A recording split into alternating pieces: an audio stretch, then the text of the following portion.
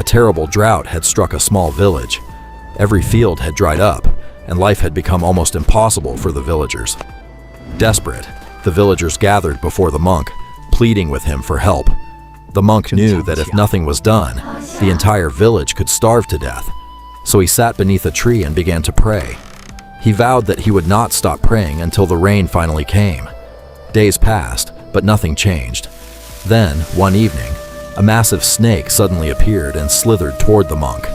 Alright, we'll come back to the rest of the story in just a minute. But first, let's jump over to YouTube. Search for story videos and you'll find tons of different creators making this kind of content. Some people make 2D animated videos, others make full 3D animations, and some creators just use simple images and edit them together. But the style of video I just showed you, you barely see anyone making videos like this. And that's exactly why I think there's a huge opportunity here. Let me show you why. First, take a look at these storyboards. I created all of these with basically one click, using a simple trick. And then, with another simple step, you can turn these storyboards into videos like the ones you just saw. The crazy part is, a 10-minute video can take you as little as 30 minutes to create once you've got the system down. Meanwhile, traditional creators can spend days or even weeks putting together this kind of content. We're talking about creating something that looks better while spending a fraction of the time. And the reason I can do that is because I've built a system that handles most of the work for me, and I'm going to give you that entire system in this video. The best part? You're not limited to just one type of content. You can use this style to make motivational monk videos, moral stories, kids content, or even add these types of scenes to your documentary videos. There are honestly a ton of different ways you can use it, and I'm pretty confident that within a few weeks, this style is going to start popping up everywhere.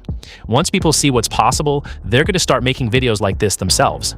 But before that happens, you have the chance to get ahead. I'm going to show you the entire process step by step, from the story to the storyboard, from the storyboard to the video, and finally the finished edit.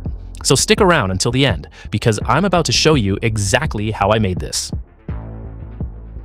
Alright, so first, let me show you what we have here. Take a look at this. I've already written a really good story for this video. Basically, the story takes place in a village that hasn't had rain in a very long time. Because of that, the entire village is suffering from a severe drought. So all the villagers go to a monk and ask him to pray to God for rain. The monk starts praying, and what happens now? Well, you're gonna see the whole thing in the video. Now, if you don't know how to write stories yourself, that's totally fine. You can take this same idea and give it to ChatGPT or Claude and ask it to create a similar story for you. Once your story is ready, we need one special prompt. And I have already written that prompt right here. I've included all the important details inside it, but you can obviously modify it however you want. So first, we're going to copy this prompt. Then we'll head over to Google and search for Claude AI. Create an account using your Gmail, and once you're inside, you'll see a page like this. Down here, you'll find the setting. Just click on that and adjust everything according to your preference. Or if you want, you can simply use the same settings I'm using. And remember, we're doing this entire process using the free versions of these tools.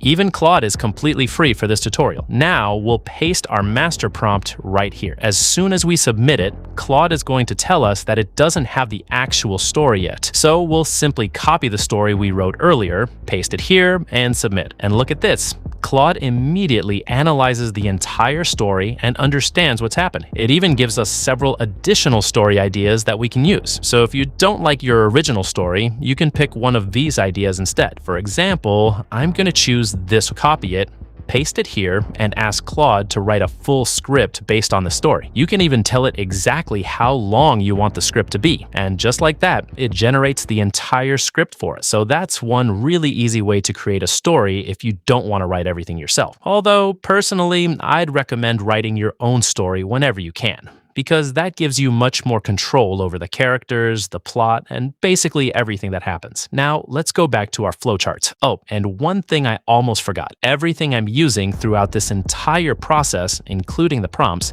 is available in the description and on our WhatsApp channel. So if you want to follow along, you can grab everything from there. Now, this master prompt is especially important because I've already added all the instructions Claude needs. It tells Claude to break down the entire story, figure out how many many scenes we need, decide what should happen in each scene, determine the visual style, and basically prepare everything for us. You'll understand what I mean as we go through the process. So first, we'll copy this prompt, then we'll head back over to Claude, paste it in, and submit it. Claude already understands the style we want, how the story needs to be broken down, and how everything should be generated. Now, it's simply asking us for the actual story. So we'll copy our story, paste it here, and submit it. And look at this, Claude immediately analyzes the entire story and understands what's happening. It even gives us several additional story ideas that we can use. So if you don't like your original story, you can pick one of these ideas instead. For example, I'm going to choose this one, copy it, paste it here, and ask Claude to write a full script based on the story. You can even tell it exactly how long you want the script to be. And just like that, it generates the entire script for us. So that's one really easy way to create a story if you don't want to write everything yourself. Although, personally, I'd recommend writing your own story whenever you can, because that gives you much more control over the characters, the plot, and basically everything that happens. Now, let's go back to our flowchart. And now, look at this. Claude has generated a storyboard prompt for us, but there's one problem. This isn't exactly the type of prompt so I'm going to tell Claude that the prompt isn't quite right and that I'm going to give it a reference so it can understand exactly what kind of storyboard prompts I need. I also want at least 7, which means I need 7 separate storyboard prompts. So I'll ask Claude to create 7 prompts based on my reference. I'll submit that, and now Claude asks me for the reference. That reference prompt is also available on our channel, so you can grab it from there. I've already included all the instructions showing Claude exactly how the storyboard prompts should be structured. That's why I recommend following the entire process carefully. If you skip steps, you might not get the same result. So we'll copy the reference, come back here, paste it in, and submit it. After a little bit, Claude understands exactly what we're looking for. And now, there we go. It gives us the perfect storyboard prompt. We'll copy the first one, and now we're ready to generate the actual images. For that, we're going to use Google Flow. As you probably already know, I use Flow for image generation because it's free. But if you have another tool you prefer, you can absolutely use that instead. So first, create an account, then click on New Project. You'll see the settings down here. Click on them, choose Image Generation, and adjust the settings however you want. For me, I'm going with 16:9 aspect, and I'm selecting Nano Banana Pro. You can adjust the other settings based on your own preference. Once everything is ready, paste the storyboard prompt into the prompts box and generate the image. And just look at this. The storyboard looks really good. You'll usually get multiple results, so just choose the one you like the most and download it. Now let's go back to Claude and grab the second storyboard prompt. Copy it, come back to Float, and this time there's one really important step you need to pay attention. Take the first storyboard image you just generated, the one you decided to continue. Click the 3 dots on BM, then select Add to Prompt. This is really important because we want Flow to use the previous image as a reference. Why? Because we want the characters, the environment, the visual style, and basically the entire scene to stay consistent from one image to the next. Once you get Flow, the previous image, as a reference, it does a much better job of keeping everything consistent. So now we'll paste in our second storyboard prompt, add the first image as the reference, and generate. Look at that. The second image came out really to do. Now we'll go back to Claude, copy the third storyboard prompt, and come back to Flow. This time, we're going to click on the second image we just generated and add that one to the prompt. Then we'll paste in the third storyboard prompt and generate the next image. And here's the important part. Always use the most recently generated image as the reference for the next. That way, the next scene can continue naturally from the previous instead of suddenly changing the character, the environment, or the visual stuff. So you just repeat this exact process for every story, one prompt at a time, one image at a time. And honestly, once you understand the process, it's super easy. And now just look at all of these storyboard images we've created. They came out really good. If you build your video around storyboards like these, the final video can look way more cinematic, consistent, and professional. All right, so the first thing I do is go through all of the storyboards and delete any images that didn't come out right. Whatever looks good, I keep, because now we're going to turn all of these storyboards into actual videos, and I'm going to show you how to make them look really good. So pay close attention here, because it's actually the small mistakes that can completely mess up your your final result. Now, I've already prepared an all-in-one prompt for this.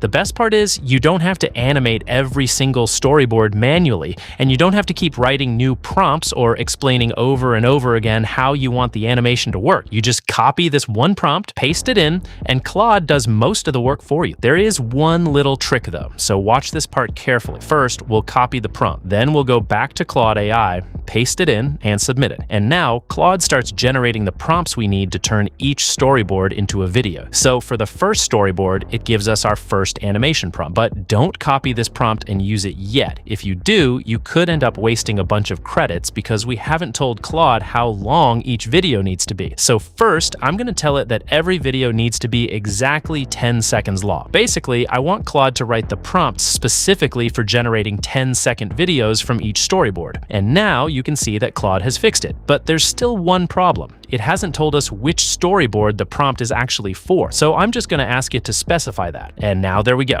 It tells us that this is the animation prompt for storyboard number 1. Perfect. We'll copy that prompt and head back over to Google Flow. Now find your first storyboard, click the 3 dots, and you'll see an option called Animate. Click that, then add your prompt to the prompt box. Down here, you'll find the video settings. Open those up and adjust everything according to your needs. For the duration, I'm selecting 10 seconds. And for the generation model, I'm using VO3 fast. Also, make sure you're only generating one video at a time. Each generation can use around 10 to 15 credits. So if you're generating multiple versions at once, your free credits can disappear really quickly. If you need free Google Flow credits, you can search YouTube for different ways to get them, or just leave a comment and I'll explain it in another video. Now, we'll paste our correction prompt here and generate the video. And there we go. Our first video is ready. But if you watch it closely, you'll notice there's a little glitch happening in the animation. And that's exactly why I always tell you to actually watch your generated videos carefully. I'm not just here to show you how to generate a video. I want to show you what to do when something goes wrong. So when you notice a mistake like this, we'll go back to Claude, we'll explain exactly what's wrong and tell Claude what needs to be fixed. I've already written the detailed prompt right here, so you can read through my prompt and see exactly how I've explained the problem. Then, based on your own situation, you can make a few changes and explain your specific issue.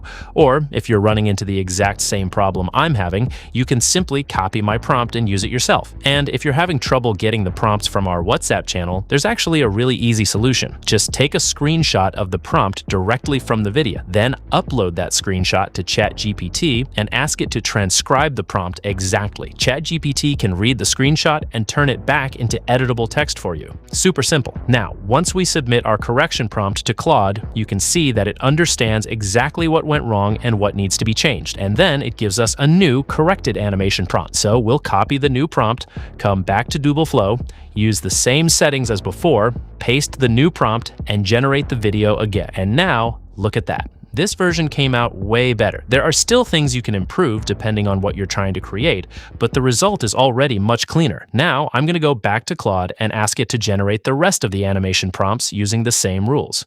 And just like that, it generates all the remaining prompts for us. So we'll copy the second prompt, come back to Google Flow, click Animate on the second storyboard, paste the prompt, and generate the video. And as you can see, this one came out really good too. Then we simply repeat the same process for the third storyboard. Click Animate, copy the third prompt from Claude, come back to Flow, paste it in, and hit Gen. And that's basically it. You can repeat this exact process for every storyboard in your project. And if you ever notice a mistake in one of the videos, don't just keep generating random versions and wasting your credits. Go back to Claude, explain exactly what went wrong, and let it rewrite the prompt to fix the problem. Once you practice this process a few times, you'll get the hang of it really quick. And honestly, once you understand how all of these tools work together, creating high-quality animated videos becomes way easier than it looks. All right, so now our entire story is. The next thing we need is the voiceover. You can obviously record your own voice if you want, but if you'd rather use an AI voice, here's exactly what I do. First, go to Google and search for ElevenLabs.